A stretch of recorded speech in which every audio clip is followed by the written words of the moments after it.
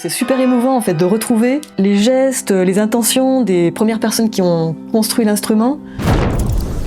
C'est vraiment une passation. Quelque part, je me mets dans la continuité de personnes qui ont déjà passé beaucoup de temps à fabriquer ou déjà à réparer des instruments.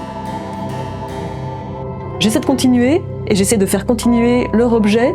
Ça, c'est vraiment un côté émouvant, touchant et auquel je tiens beaucoup. On a un peu de base théorique, et puis après, il y a des bases expérimentales, et puis il faut beaucoup de pratique. Des fois, on fait des mouvements où on va pousser un métal, mais je sais même pas combien, mais même de beaucoup moins qu'un dixième de millimètre.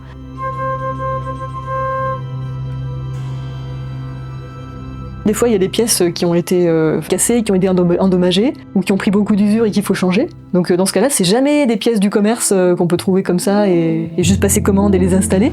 C'est des pièces qu'il faut refabriquer. À ce moment-là, on prend les modèles et puis on copie, quoi. On fait la même chose que ce qu'ils ont fait, mais en neuf. Et tout ça, ça doit s'organiser pour faire à la fin un instrument de musique, avec idéalement un toucher qui va bien et puis tout qui fonctionne et permettre aux musiciens de s'exprimer.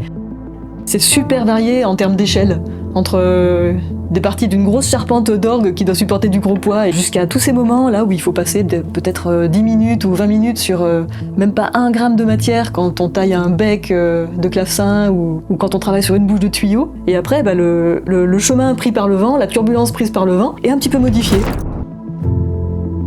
Je pense que les gestes, ils sont là depuis le début. Il y a plein de gestes qui n'ont pas bougé à mon avis depuis plusieurs siècles.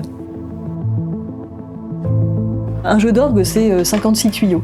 Et souvent, les orgues ont plusieurs jeux, voire même plus de 100 jeux pour des très grands orgues. Donc voilà, plus de 50 fois plus de 100, tu peux arriver à 5000 tuyaux. Il y a une tradition dans le monde des orgues qui est que quand une manufacture d'orgue installe un orgue, à l'intérieur, bien planqué, il laisse une bouteille de vin. Et c'est à l'intention des gens qui, un jour, démonteront l'orgue.